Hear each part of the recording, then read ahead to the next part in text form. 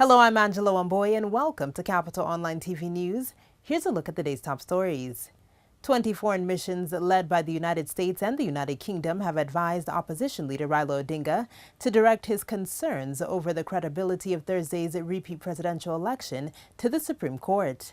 The envoys, also drawn from the European Union, say the opposition should desist from employing violence and intimidation in an effort to stop the election from taking place. UK High Commissioner Nick Haley in particular condemned opposition leaders for condoning and even leading an assault on officials undergoing training on election procedures in Kisumu last week. It would be a profoundly undemocratic act to try to interfere through intimidation or violence with the holding of an election under Kenya's constitution. And we've called on the side that is doing that to stop. We've also called on both sides to stop trying to reach into the Electoral Commission. It needs to be allowed to be independent. But these are political reasons why Mr. Chebukati has expressed his concerns, and they need to be fixed by politicians, and that's the call that we're issuing today. The envoys have also again pleaded with President Uhuru Kenyatta not to follow through his vow by assenting amendments to Kenya's election law. Look, it's very clear that international best practice precludes or says don't put into place new electoral laws days before an election. Unless there is some really compelling reason and there's broad agreement to do so. It's not fair. And we think that signing those laws into place days before the election would undermine the credibility of the election. And so we would again urge him not to do it. Any political gathering outside the timelines gazetted by the Independent Electoral Boundaries Commission will be illegal, says Acting Interior Cabinet Secretary Fred Matiangi. According to a Gazette notice by the electoral body, campaigns will conclude today ahead of Thursday's presidential poll repeat. The CS was addressing all the country's regional coordinators and county commissioners, whom he asked to discharge their mandate without fear or favor.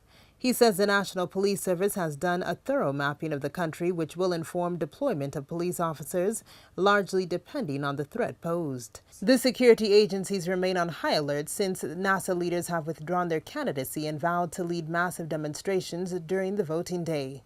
And I want to urge you, my brothers and sisters, you have a responsibility as well as I do. And let's tell the country this: we will resist this effort to try and bring disorder in our country. All of us, you heard the president loud and clear, should live by the law.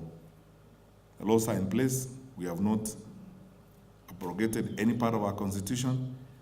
The laws are there in the statute books. Let's live by the law. The Israeli government has donated reading materials and 2 million shillings to the Moi Girls High School in Nairobi. Speaking during the issuance of the donation, Israeli ambassador to Kenya, Noah Gendler, says the donation is a gesture towards elevating the spirits of the students following an arson attack that claimed 9 lives early last month.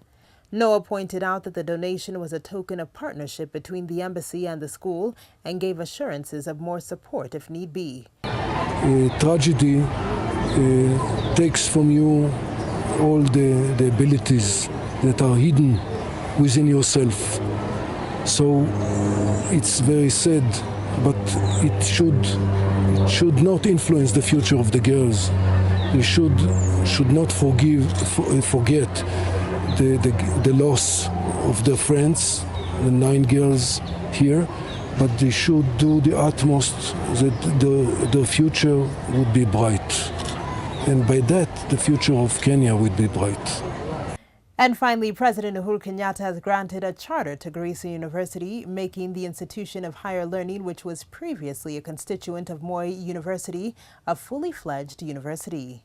President Kenyatta also appointed Professor Helen Sambili as the first chancellor of the university that becomes the 31st chartered public university. Speaking during the award of the charter ceremony held at State House, Nairobi, President Kenyatta said the granting of the charter was a triumph to the institution targeted by terrorists 2 years ago. I am confident that Garissa University now has the capacity to provide quality education, being the first fully fledged public university in the northeastern region of our country. And as I have said, I pledge my administration's full support to ensure that you have the necessary resources for your success.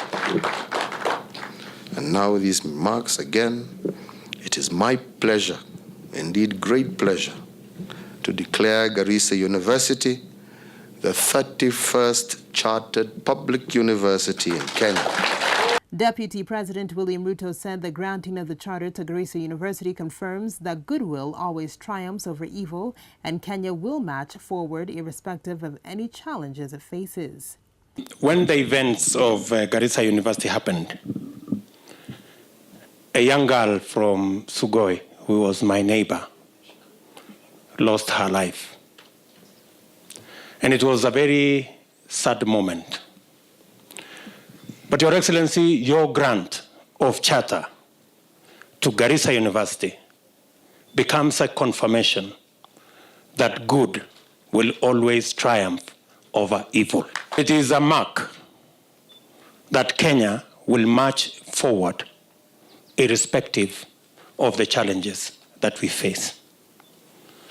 And therefore, I am very happy to join Garissa community in celebrating the grant of charter of this great university that will not only serve the people of northern Kenya, but it will serve all the children of our great republic.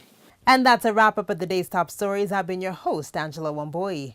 For more on these and other stories, log on to www.capitalfm.co.ke/TV.